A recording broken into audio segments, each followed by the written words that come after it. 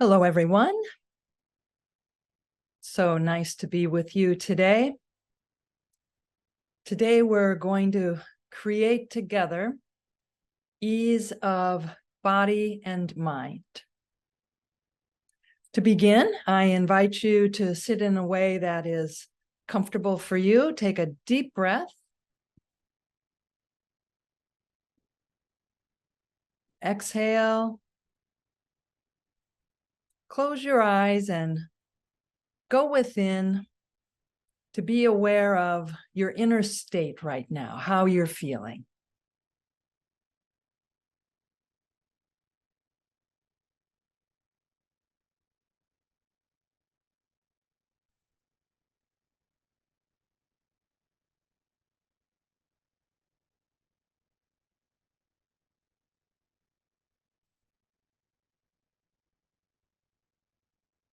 When you're ready, open your eyes. This is going to be your baseline. So just make a mental note of how you're feeling right now. And we'll see how you're feeling some minutes from now.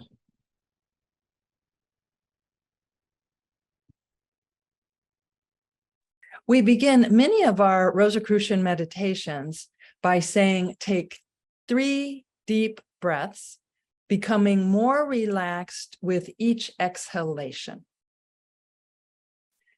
The autonomic nervous system helps us prepare for possible threats. It prepares us to fight or to flee. It's always watching to see if we need to gear up in order to be able to respond to some kind of a threat. When we take these 3 deep breaths, it signals to our autonomic nervous system that we don't perceive any threats. And so our system can relax. It's telling our autonomic nervous system it's not necessary to prepare for a threat. Today, we're going to expand on this practice with what's called the physiological sigh. And this is a breathing method that was discovered by physiologists in the 1930s. Then it was rediscovered by Jack Feldman at UCLA. And it's been introduced into the mainstream by Stanford researcher Andrew Huberman, PhD. So here is how we do the physiological sigh. It's a double inhalation and then a long exhalation. So we breathe in through our nose almost completely. And then a second breath in, really completely filling our lungs now. We hold our breath for a few moments. And then we have a longer exhalation through the mouth. This is the most effective way of ridding the body of carbon dioxide.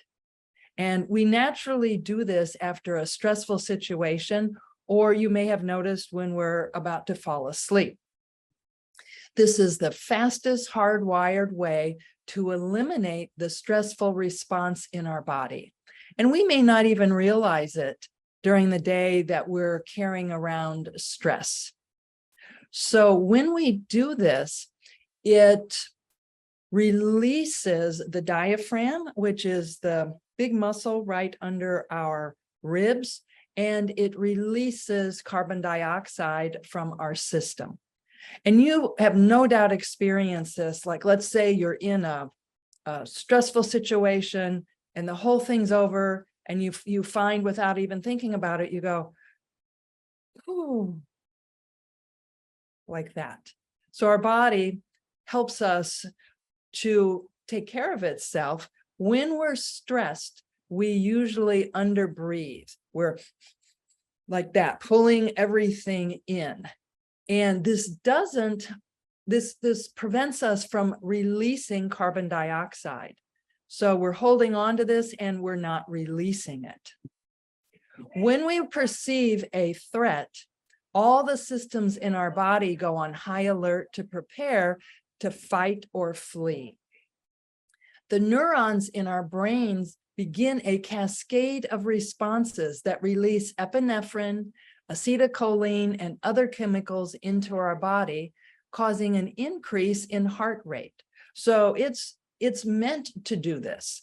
When we perceive a threat, all of these chemical reactions occur so that we can be ready to fight or flee. And this then causes an increase in heart rate, rapid breathing, our pupils dilate. This all takes place subconsciously in an amazing amount of time. It happens in just a fraction of a second. So again, when we are stressed, we often underbreathe.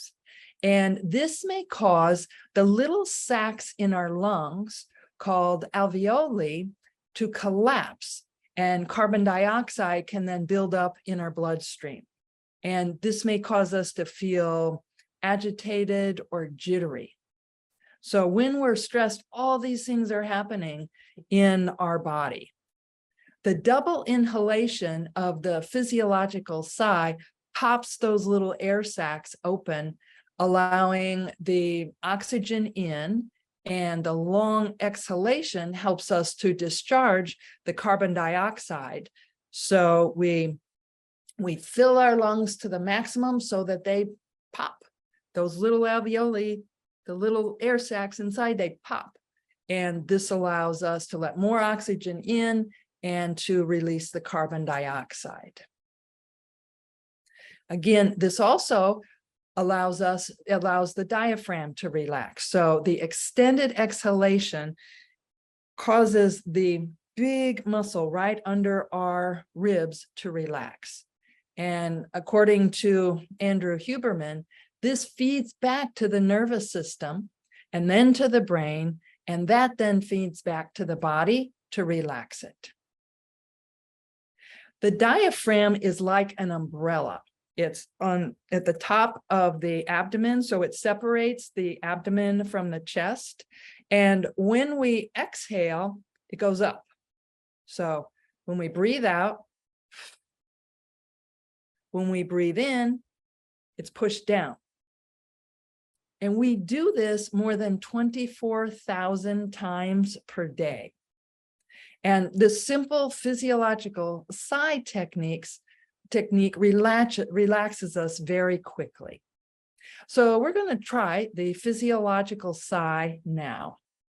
So please close your eyes.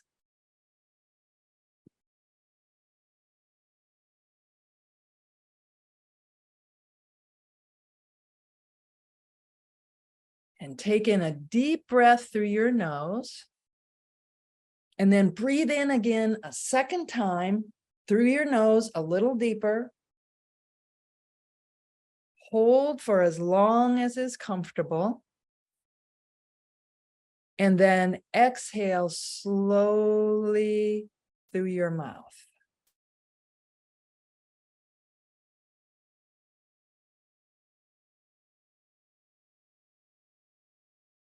So we're going to do the physiological sigh again.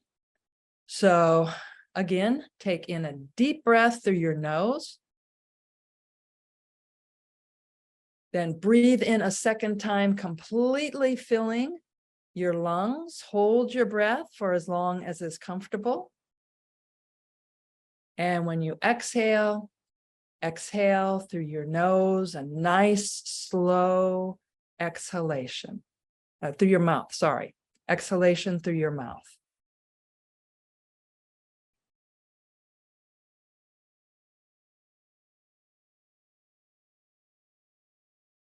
We're going to do this one more time. So take in a deep breath through your nose.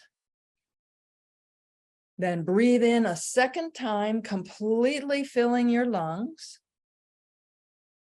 Hold your breath for as long as is comfortable.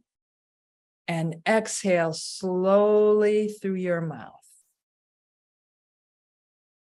Exhale all that air. Get everything out.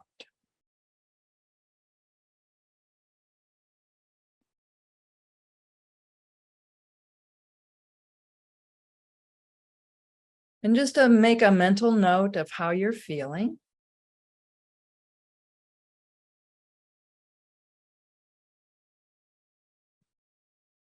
And when you're ready, open your eyes.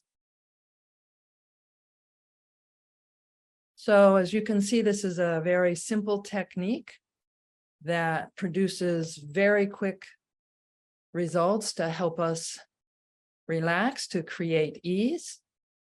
Please don't do this during a convocation. I will be in so much trouble if anyone does this in a convocation. So just practice this at home. Another hardwire way to create harmony in our nervous system is to tug on our earlobes. And we've talked about this many times before. The vagus nerves are long nerves that run from our brain down through our neck, through our chest, and to the gut area. So the vagus nerves run down each side of the esophagus, picking up signs from the gut regarding the state of our being. From the brainstem to the colon, this is the longest and most complex of the cranial nerves. We are constantly checking, scanning to see if we are okay. Our system is always watching that. It's monitoring to see if we're okay. It does this through the messages coming through the vagus nerves, through the fascia that we'll talk about in a few minutes, through our autonomic nervous system. The vagus nerves are connected to our vocal cords and to the muscles at the back of the throat. So we can stimulate and help to tone the vagus nerves by singing, by chanting, and by humming. So when we intone vowel sounds, this is actually helping to tone the vagus nerves that go through the throat. Some of you may practice yoga, and there is, in Eastern yoga, there are a lot of exercises related to breath. And there's one called the bee humming breath, where you imitate the sound of a bee humming or buzzing, and this stimulates the vagus nerves in the neck. So especially don't do that during a convocation. We also have our usual regular breathing exercises that we do that signal to our autonomic nervous system that everything is all right. And we've practiced this on many occasions. It's just regular breathing. So we breathe in through the nose, and then we breathe out. You can either breathe out through your nose or through your mouth, and you may even find it to be the most relaxing to purse your lips when you exhale. But what's most important is to make the exhalation longer than the inhalation. So we're getting more out, we're relaxing the diaphragm more. So we're going to do this now for a couple of minutes. And the benefits of this meditation begin after just 2 minutes of focusing on our breath. And if your mind wanders, don't worry about that. That is completely natural. Don't fight the thoughts because they will win. So just recognize that you're thinking. You may even want to mentally say to yourself, thinking. So let's say you're breathing for a while and then you notice, oh, my thoughts have gone way over here. Just say to yourself mentally, thinking.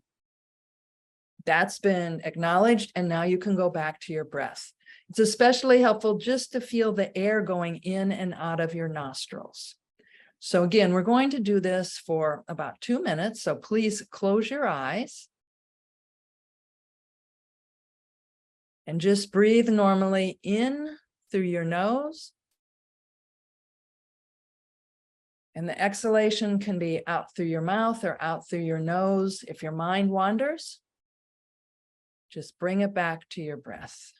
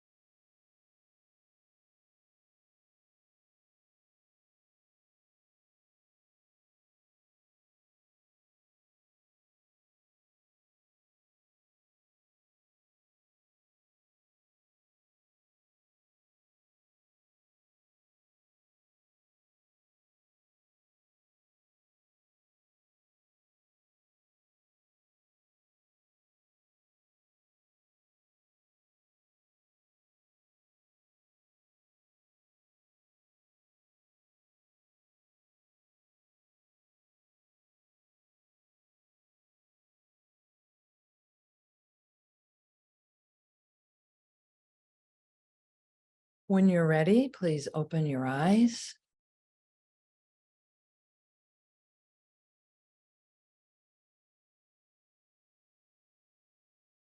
And again, just make a mental note of your inner state, how you're feeling.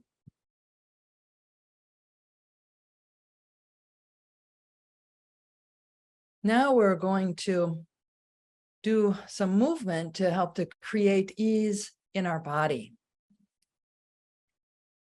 Fascia is a sheath of stringy connective tissue with a lot of nerve endings. So it's under our skin and around our organs on the inside of our body. It's a sheath of stringy connective tissue that has, in some cases, up to 6 times as many nerves as our regular muscles. And fascia gives us a sense of who we are, gives us a sense of self in space and time. It gives us a sense of where we are and how we're doing. Here's a little bit of what the Cleveland Clinic says about fascia. Fascia provides structure and support throughout your body. It holds your muscles together, which allows them to contract and stretch. It provides a smooth surface for your muscles, joints, and organs to slide against each other without creating any friction or tears. Fascia also stabilizes your body structure and gives your body strength. It separates your muscles and eases muscle tension. It also helps with joint stability and movement, and it improves our circulation. Fascia provides an environment that enables all of your body systems to work together. So that's what a little bit of what the Cleveland Clinic says about this very important part of our body. Some people call it the largest organ in our body. When we're in the same position for too long, our fascia becomes stiff. For example, if we're sitting in front of a computer screen, or if we're on a couch for a long time, fascia can stick to itself. So there are a few things we can do to help create ease in our being and to help loosen up the fascia. One is to drink a lot of water. And another is to do non-habitual movements so that we're moving in ways that we aren't stuck in. If we're always looking at the screen, or if we're always sitting in a particular position, moving in non-habitual ways helps to break up what's stuck. So we're going to do this now. And I invite you to, if you're able to stand, I invite you to stand. We're going to be moving for about 2 minutes to a piece of music.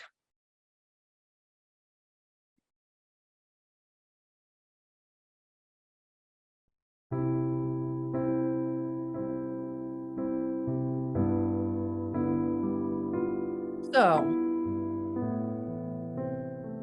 please move your right shoulder in a circle, very slowly.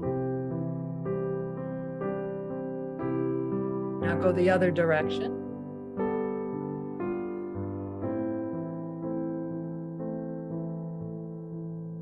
Back to center. Now move your left shoulder in a circle.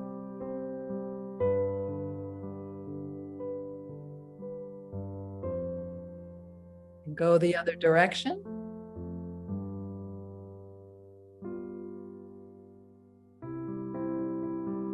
Back to center.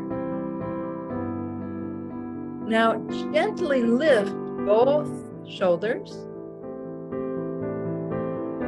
And then drop both of them back behind you a little bit. You get a stretch in your shoulder blades in the back, nice and gentle. Let's bring each side down a little bit. Back to center.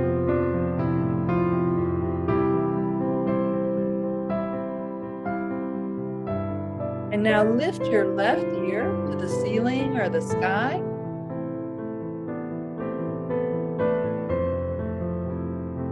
Back to center. Put your right ear to the ceiling or the sky.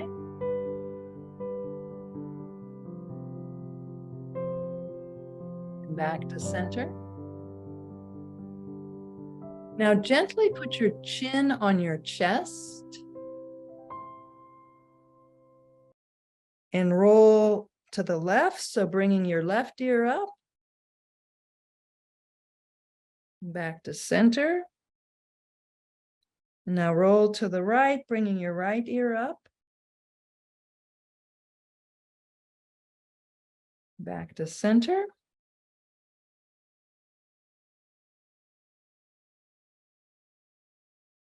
Take a deep breath. And exhale completely, making that exhalation longer.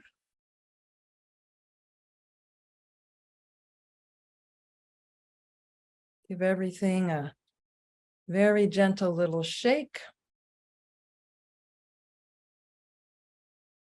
And if you stood up, you're welcome to be seated now.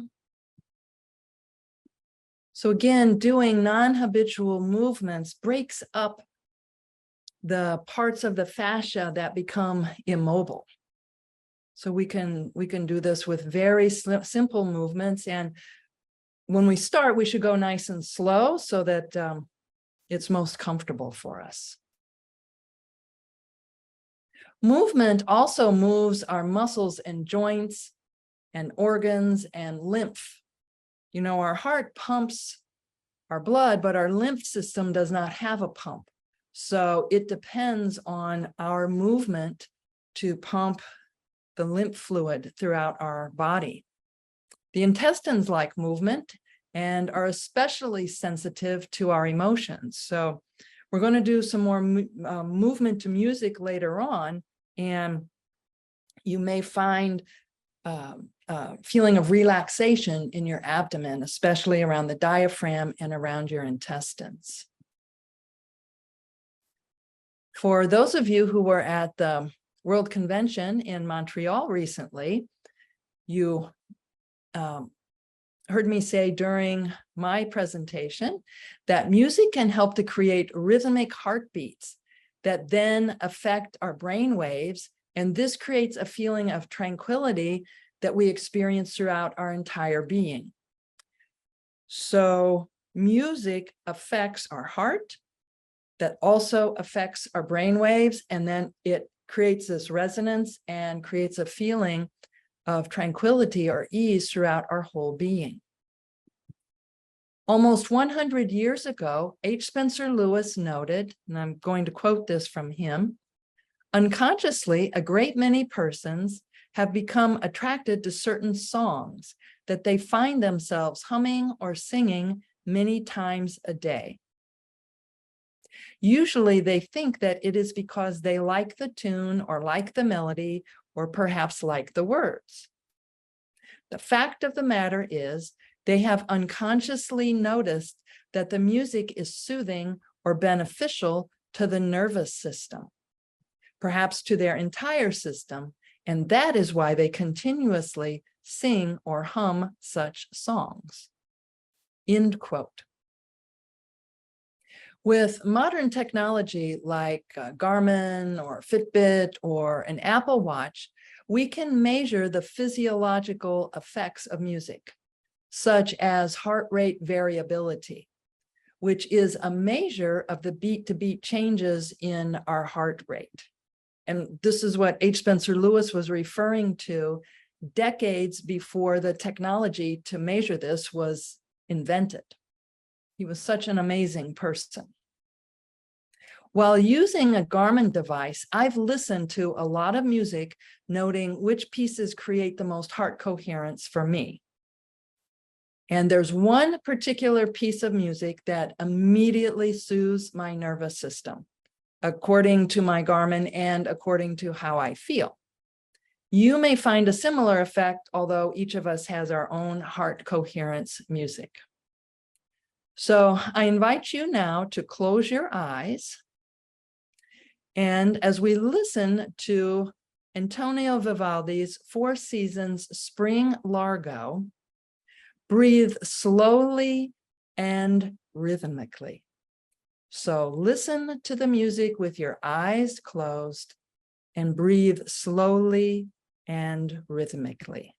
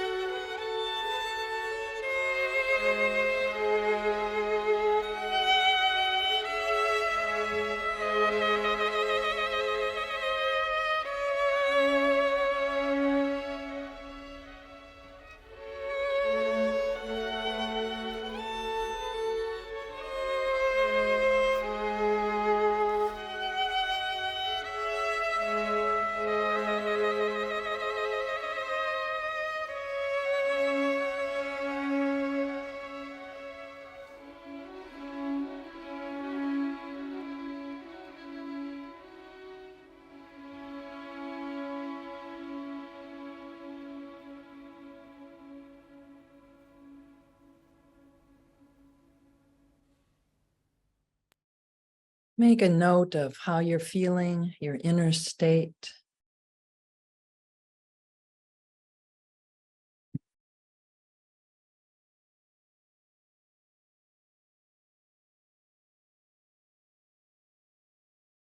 When you're ready, open your eyes.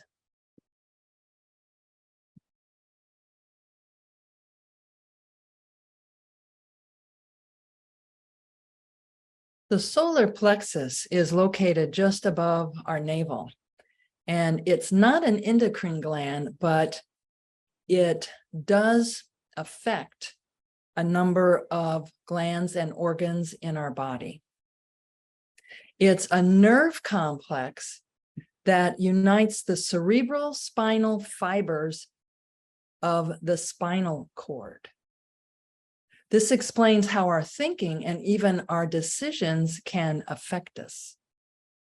The solar plexus reacts to our emotions and transmits a nervous impulse that either inhibits or promotes the activity of the minor glands of the body and their hormonal secretions. So again, the solar plexus, which is just above the navel, is not an endocrine gland and does not secrete hormones, but it communicates with the activity of minor glands of the body and they then secrete hormones. And we can help to ease any tension that we may be feeling with a very simple practice. And this is to interlace our fingers and then to place both hands on our solar plexus. So again, this is just above the navel, just under the ribs and above the navel. So you just interlace your fingers and do this now. This has a relaxing effect on the body.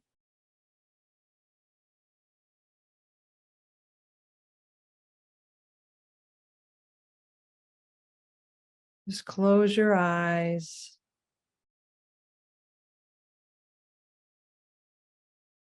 Focus on your breath.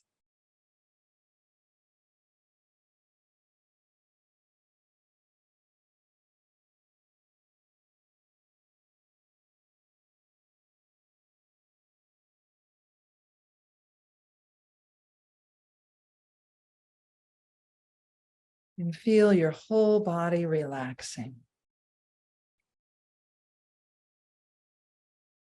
When you're ready, open your eyes. We're not consciously aware of it, and we don't usually think about it, but there are all these signals that are releasing hormones and actions within our being that can help us to go into a very deep state of relaxation and ease. Now we're going to create some mental ease and some emotional ease. Think of something that may be troubling you, or that may be on your mind and you're just ruminating about it.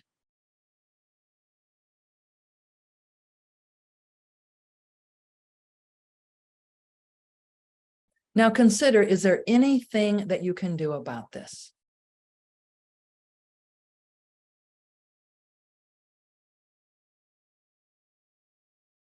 If there's something that you can do, then write that down right now and pledge to do it when we're done with our time together. Or you can go right now and do it and watch the recording of our time together on YouTube. If there's something you can do about whatever it is that's troubling you, write that down so that you can do it. And be as specific as possible. And also be realistic. So let's say that something that's troubling you is that you made a mistake or you overreacted to something and you feel uncomfortable being around the other people who were involved, or you just want some closure. So what you could possibly do about this is consider apologizing to the people involved and observe the circumstances you were in when this happened so you can avoid this happening again. This can relieve the pressure of the elephant in the room, the unresolved issue. What happened, but no one is talking about. That causes so much stress for us. Unresolved issues. Sometimes, even if the conversation is going to be very uncomfortable, it's much better to have the conversation rather than to continue to live with the stress that builds up because of an unresolved issue. Have you ever had that happen when you felt so much better once everything was out on the table? So correct the situation if you can. So let's say what you're ruminating about, what's causing some emotional or mental unease, that if you can correct it, correct it. even if it may be embarrassing or if it may be expensive. You will feel so much better if you correct what you're able to correct. Or let's say that you're concerned about an upcoming election in your local community or in your country. To be realistic, you probably aren't the one person who will decide the results of the election. But you can volunteer to support the candidate or issue of your choice. So do something, do what you can. This will make you feel so much better. If you're concerned about the state of the world right now, do what you can do. So step number one, say in the example of the upcoming election, is to research reliable sources that can help you to be most informed when you vote. So find the resources and the sources that you feel will make you the most informed voter possible. And then research how you can be part of a volunteer team that supports what it is that you want to happen. So even in situations where we're not going to be the final decision maker, we can still be very influential in being part of the process where we can take action rather than just being overwhelmed by feeling powerless in a situation that feels like a threat. So we work very hard and we prepare ourselves to accept what happens. If there isn't anything you can do about it, we can consider the serenity prayer. And I know a lot of us are familiar with this prayer already. You probably can recite it along with me. So God or the divine, grant me the serenity to accept the things I cannot change, the courage to change the things I can, and the wisdom to know the difference. Again, God, grant me the serenity to accept the things I cannot change, the courage to change the things I can, and the wisdom to know the difference. Last week, during our movement to music at the end of our teleconference, I played a song by Jimmy Buffett because he has just gone through transition. And I really love this song. It's called Breathe In, Breathe Out, Move On. And the song tells the story that he bought a watch and instead of having numbers and hands, all it says on the watch is now. And he says this very poetically. He said, if in case you think I might think that I was had, I just think breathe in, breathe out, move on. What a great philosophy. So if you are ruminating, we have that option to breathe in, breathe out, move on. We can also take a walk in nature.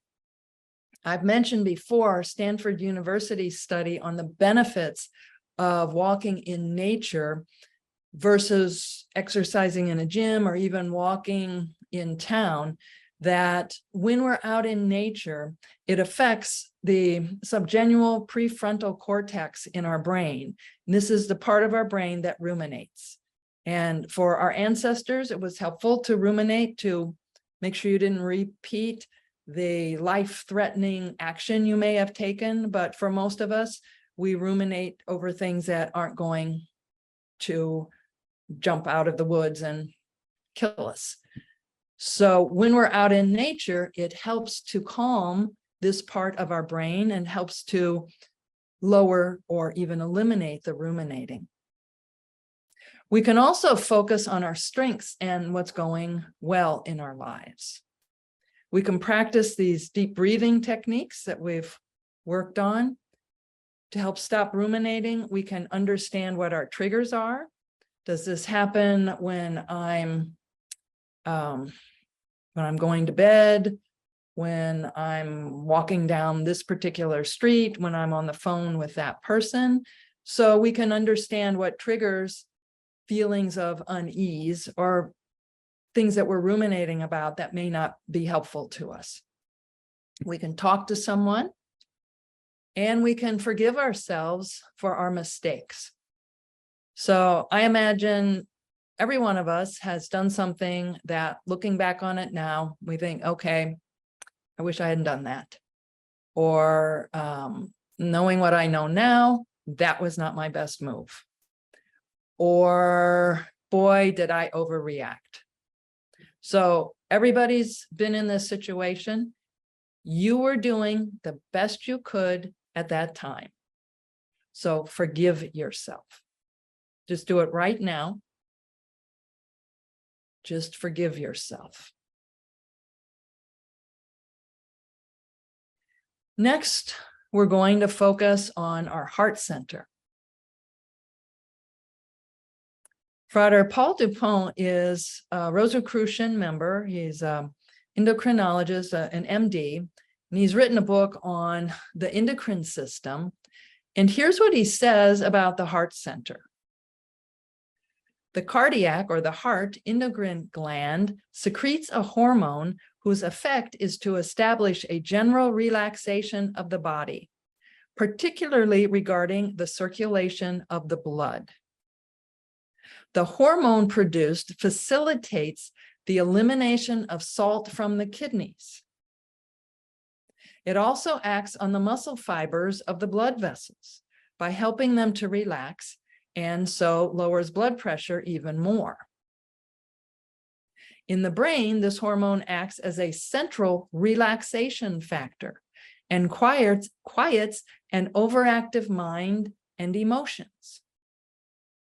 The role of this hormone is therefore to calm the circulation as well as the mind. So our heart is in a sac, and in that sac, and there's fluid in the sac, and in that sac, there is an endocrine gland that secretes a hormone whose effect is to establish a general relaxation of the body, particularly regarding the circulation of the blood. And then, as Frater Dupont wrote, this also then helps to eliminate salt from the kidneys, acts on the muscle fibers of the blood vessels, helping them to relax, so lowering our blood pressure. In the brain, it acts as a central relaxation factor, quiets an overactive mind and emotions. So the role of this hormone is to calm the circulation as well as the mind. So now I invite you to please close your eyes.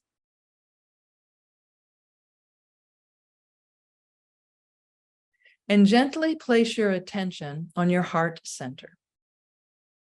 This is not just the heart muscle, it's the whole center there in your chest.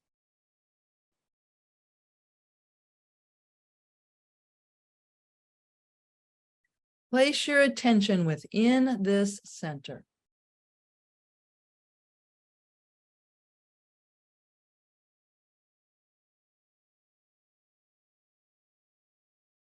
Feel your heartbeat.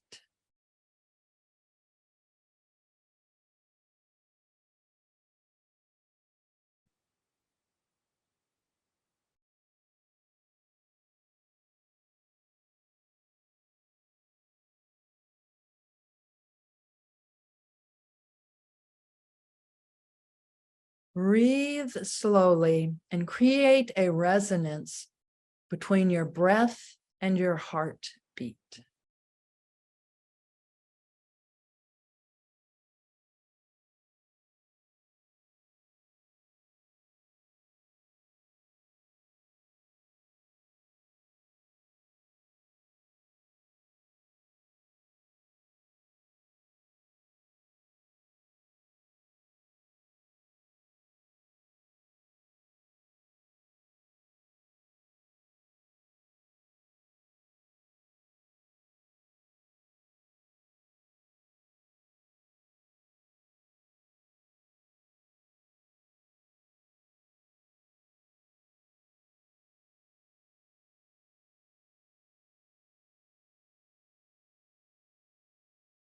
When you're ready, open your eyes.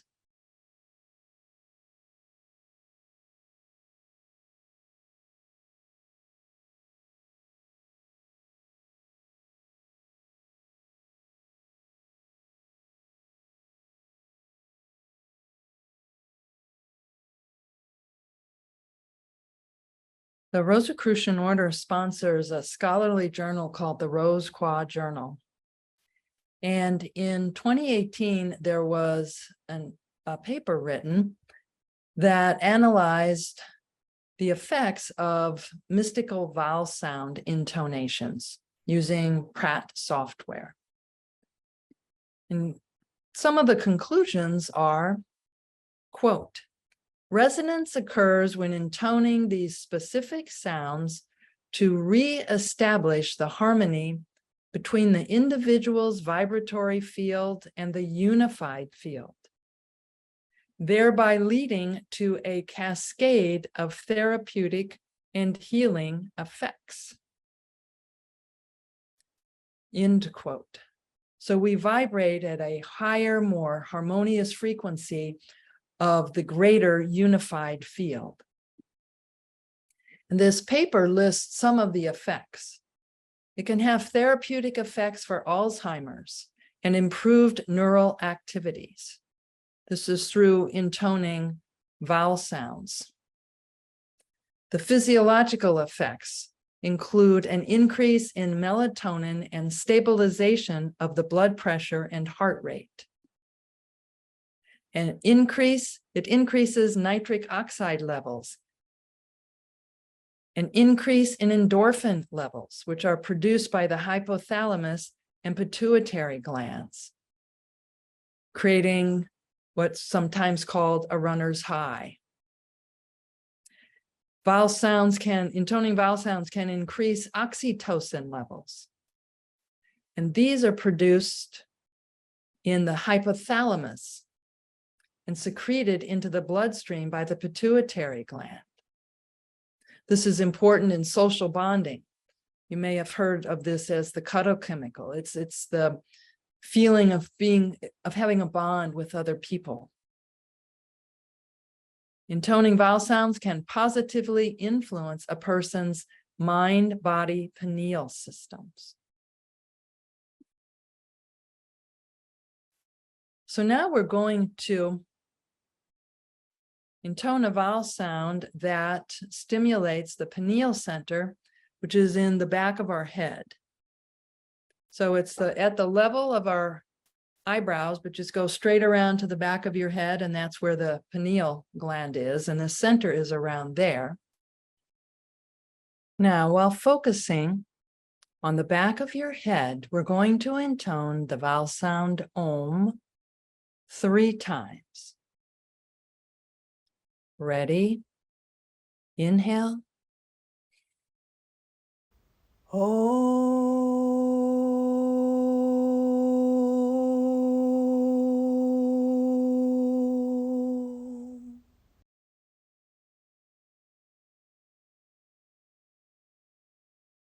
Om.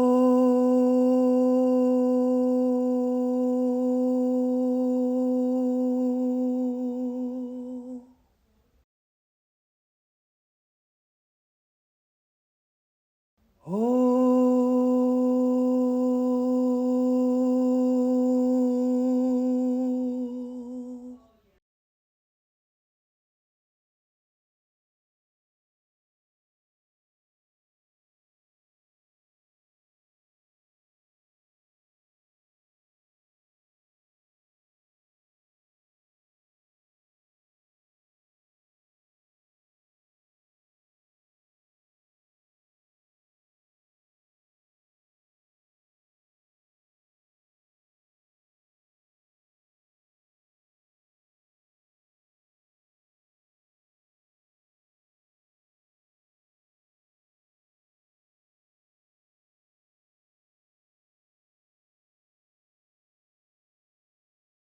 Now, with your eyes closed, be aware of your inner state at this moment.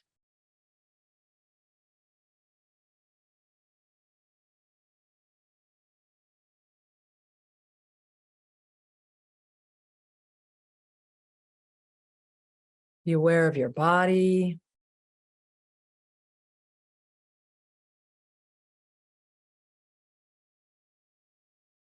Be aware of your emotional state, your mental state.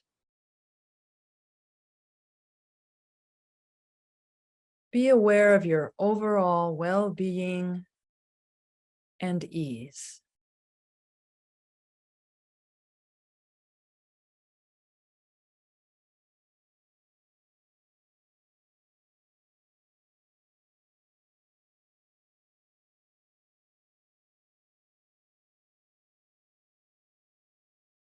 And now take your non-dominant hand, put it in front of you.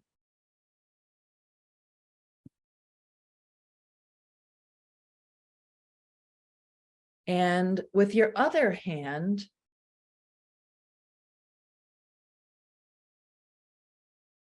take your fingers and rub the web between your thumb and your first finger.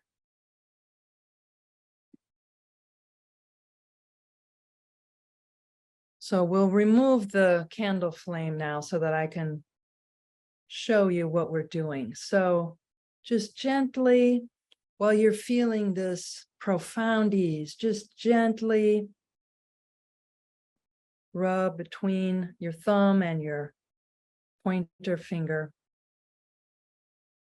You're creating an anchor so that you can re-experience this ease. If you start to feel less at ease, you can just rub your hand like this to bring back how you're feeling right now.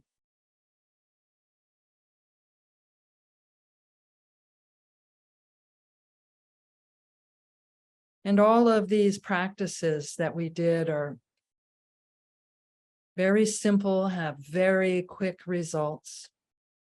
The key, of course, is being aware and noticing when our state moves from this profound feeling of ease that we have right now to something different.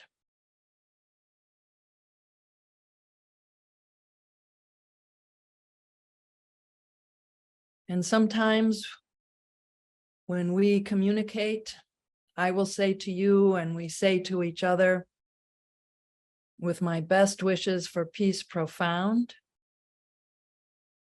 And this is what I wish for you. This profound ease of mind and body.